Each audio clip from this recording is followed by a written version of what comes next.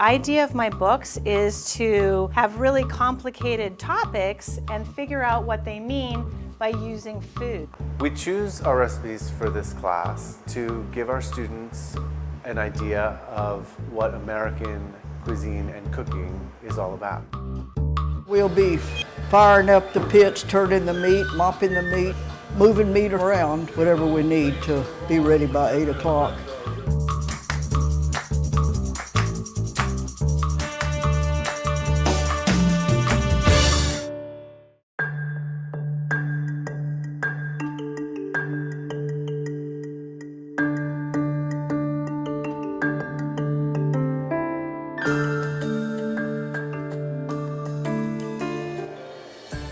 I'm from Iran.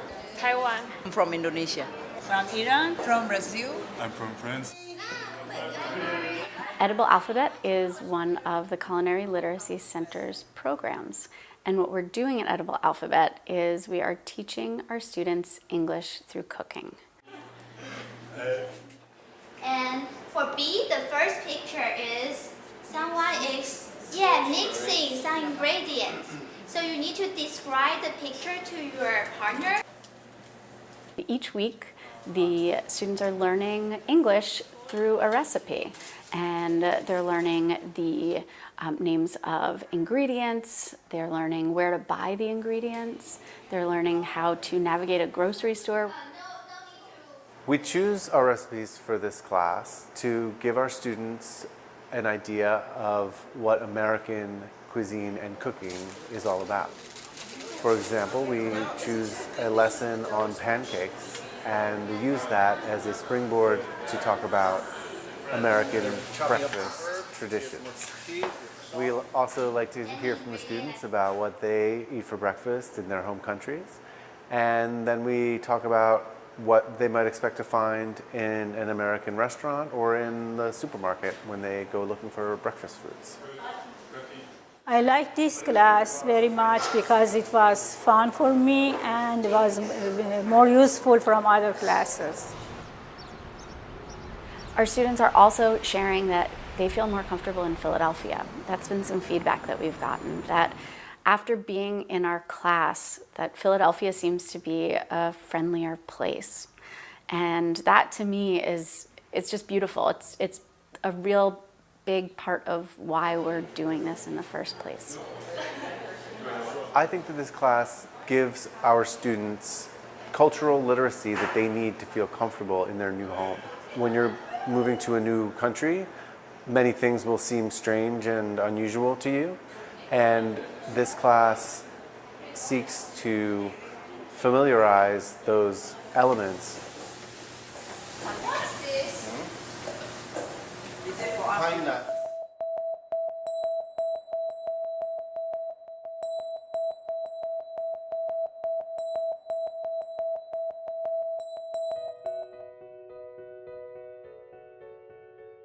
This is actually my favorite.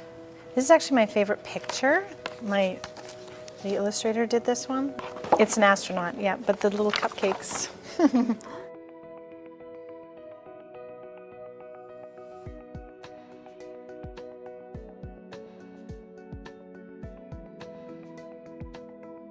What do the following items have in common?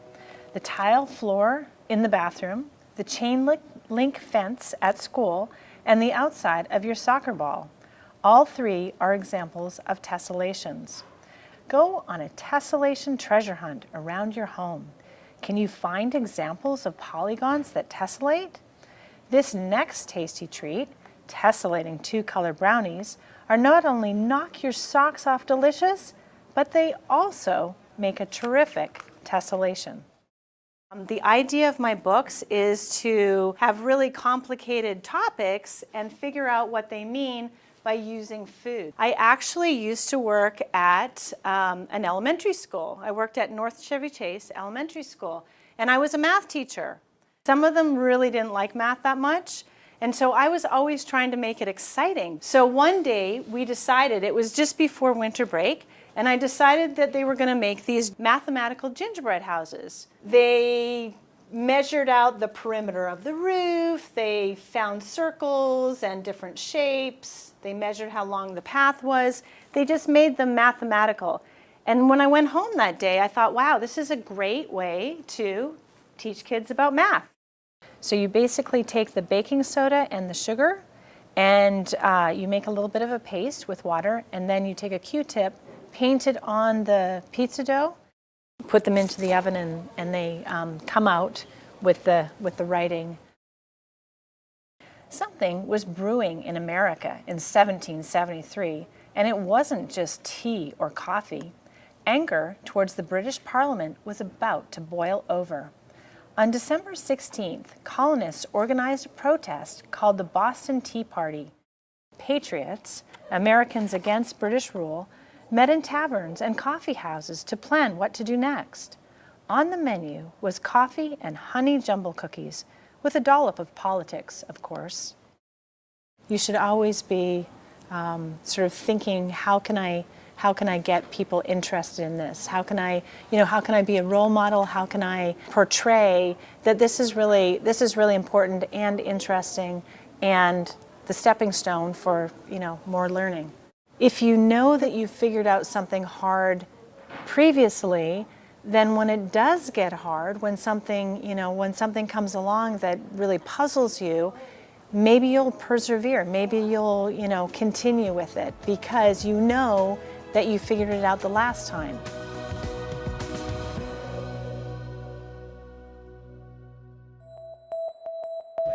Yeah, I will cry if I don't get any barbecue. Drove 200 miles to try this place, so yeah, I'm gonna be in tears. Big crocodile tears.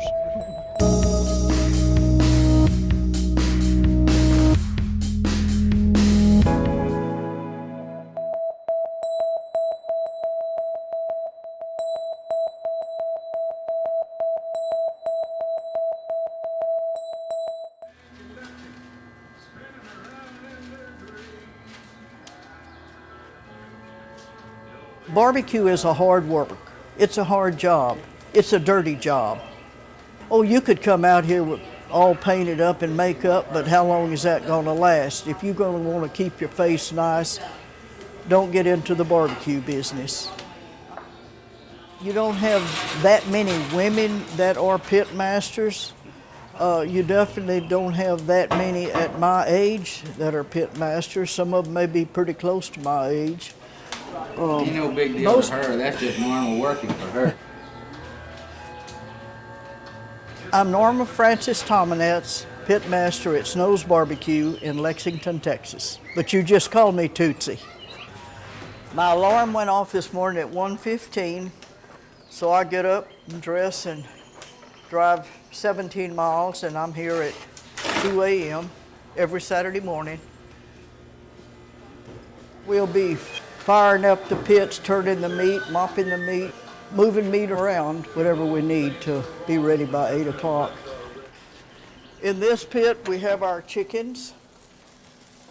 Over here, we have our pork steaks.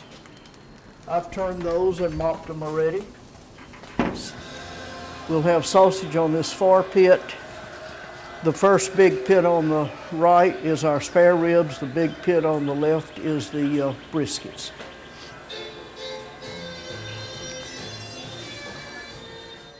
I got here at 5:11. Like, you eat this barbecue, there's no chance you'll become a vegan anytime the rest of your life. Like, this barbecue could bring world peace. It is that good. You turn them? Turn them and mop them, and the first three are... Do they need more heat? They'll color a little bit on that side. They're good. I set a few of them pork up. I turned these back over, and I think if we don't put no heat on, they'll be good. I can tell when they're done because I can tell how tender they are. Over the years, I've learned the feel of the cook of meat. Water, onion, and I boil that down. Then I add dry mustard, Worcestershire sauce, and vinegar. But I don't measure any of it. I just pour and hope it turns out good.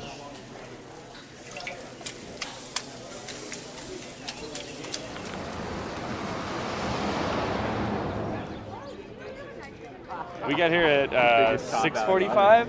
We're here for Tootsie. I mean, you know, she kicks ass, so I want her barbecue. That's why I'm here. We are ordering absolutely everything, so I'm really excited about obviously the brisket. We've heard great things, but I know pork steak, jalapeno sausage, smoked chicken, all of it. We're gonna get a full spread. Y'all ready? We are ready. Almost ready. All right, we're gonna go ahead and open up. Appreciate everybody coming. You can take 4 or 5 at a time in there. We'll run it through everybody through the inside. Thank y'all. A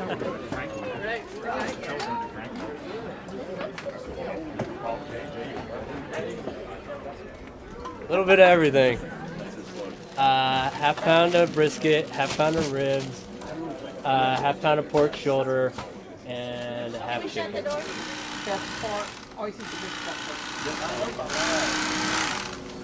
It smells unbelievable So in good. here. Yeah. Like, wait, words can't describe it. Okay. Get the rest of your stuff. Getting there. Wish us luck. Good luck. Thank you. You don't need luck. Thank you very much. I have all kinds of faith in y'all. Well worth getting up at 4 o'clock in the morning for, that's for sure. It's 8 a.m. right now. This Is it really 8 a.m.? 8:30 maybe? Holy cow. The pork shoulder is out of this world. I've never had pork shoulder like this anywhere else. I've lost 50 pounds in the last like 6 months. So this is like my first like real good outing since like having like chicken broth for breakfast and smoothies for lunch. Like this is when I come do it for. So it's worth it to just binge on the good stuff every now and then. We just got the same work habit, so if there's something to be done, we're gonna do it and take a break later. Everybody don't think that way. Both in the workaholic condition. That's kind of our enjoyment is working, and today's young'uns don't realize that at all. It's hard to find somebody that wants to work. If she's about 45 years younger, I'd be chasing her because I know If I a was little more. 45 years younger, I'd run like hell.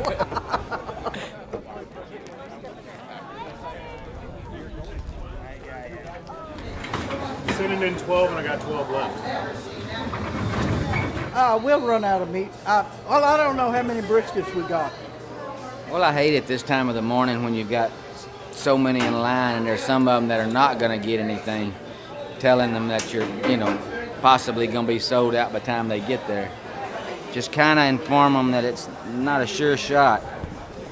Bringing bad news. I'm just telling you, it's going to be real slim back here, I'm thinking.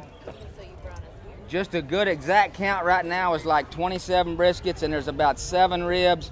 Pork's going to be close, but I don't want y'all to be disappointed when there's nothing. I try to keep you informed as well as we can. And I've got a cold beer. Anybody? Cold beer? Yeah, I don't want no money. Don't try your crumbs. Thank you, sir. Thank you. If they went out of food, I would cry. Yeah, I will cry if I don't get any barbecue. Drove 200 miles to try this place, so yeah, I'm gonna be in tears. Big crocodile tears. Sure. We'll keep you posted. The longer I chewed on it, the more the flavor developed. Really? It did. I almost didn't want to swallow because it just kept coming. Kept and coming I was and like, coming and oh coming. my gosh, this is fantastic. Well, I'm glad you enjoyed it. We did. Good for you. We try to take a lot of tender loving care into it. And This is brisket love went right on here. last night about 10 o'clock. Well, the Lord has blessed you with a gift of the pit. So the Lord bless you. We'll be back. Okay. All Thank righty. you. Have a Thank great you. day. All right.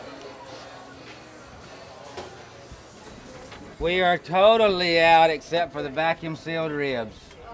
Oh, we got to the door. They ran out, but they have some vacuum sealed stuff, so we'll go with that one. We'll go that route. I'm not coming away empty-handed. Okay. Okay.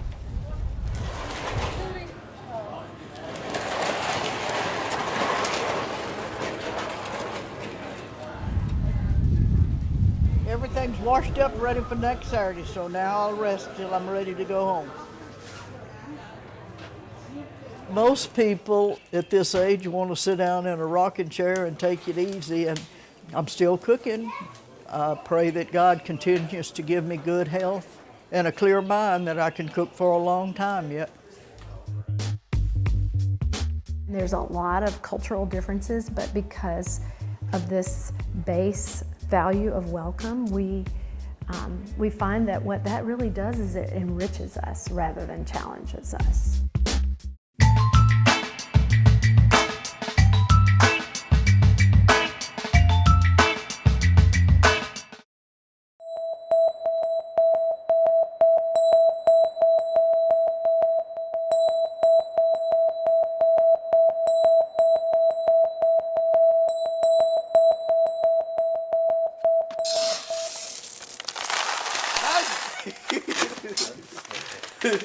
I saw ramen. 100 million people drink coffee every day. So we're hoping that through coffee, and not just any coffee, a great coffee, a best coffee that come from that region where refugees live, we will be able to reach more people. Then they would be able to learn about refugee crisis and the refugee social entrepreneur right. A cup of 734 coffee can buy, this cup can buy one fishing net, also can buy pens, can help with our scholarship system to send kids to school. So we want to focus on aid free, meaning you want to give them a tool to help themselves. The customers love it. Whenever they find out about the project, about the mission, they connect right with it. The coffee tastes delicious, and so it's a win-win on both sides. You get to enjoy coffee at the same time, be part of a bigger project. Thank you. You're welcome. 734 is the geographical coordination of refugee camp in Ethiopia, where 250,000 refugees live. I know the struggle those refugees face every day. When I was 3 years old, my village was attacked, and then it was burned down by the northern part of the government. So we, the children, when our village was burned and we separate from our parents, we run to Ethiopia, and then we become refugees.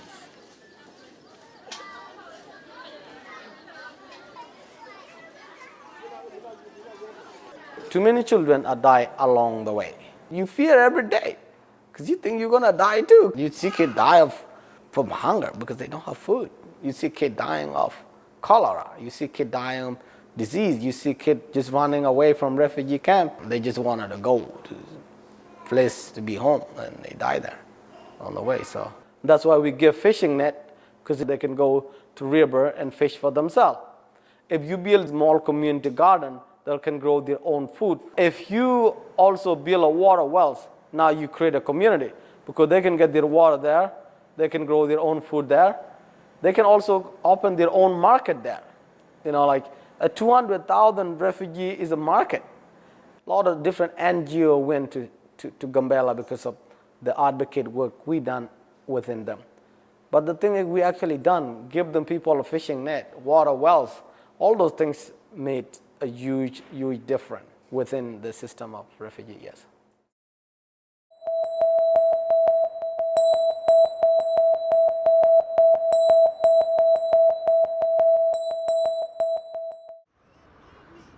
Refuge was started because my husband and I moved here to this community, and we fell in love with our neighbors, and really at the very heart we just wanted other people to know the refugee community. We felt like this was a hidden jewel in Atlanta, and a great way to introduce a group of people to another group of people is coffee. There was a need for job training to prepare people who are new to this country to get jobs that could help them to thrive, not just survive. We've had people from all different religions and countries, and there's a lot of cultural differences, but because of this base value of welcome, we find that what that really does is it enriches us rather than challenges us. I went through the program, which like a year job training, development skills, which gave me a lot of experience to change too many things and learn the system here. I'm very happy to help other refugees to improve their work skills and their language skills. I've learned so much about other cultures, and there's so much beauty in them. And we miss out when we don't know those people, and we just put them in a box and label them. We're in the business of welcome. And welcome is something every human being needs, and it's something every human being can give. So it's a universal capacity and it's a universal need.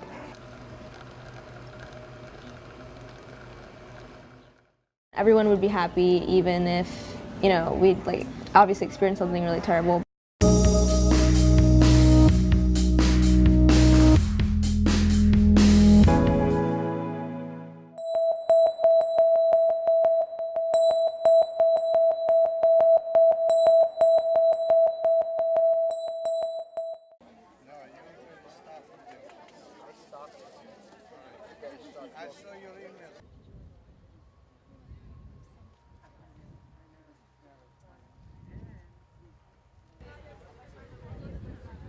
There's always been a similar experience in our history where Alyssa too will always pray on behalf of those who are here, on behalf of those who speak to her and remember her.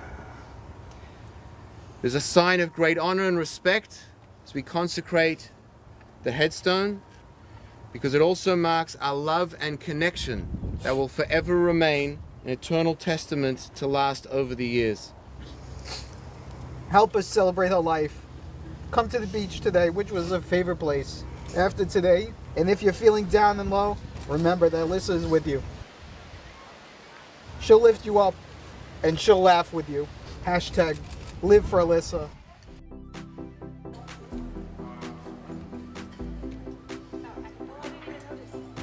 I always knew I was going to prom. I've looked forward to it since like freshman year, so I was like excited.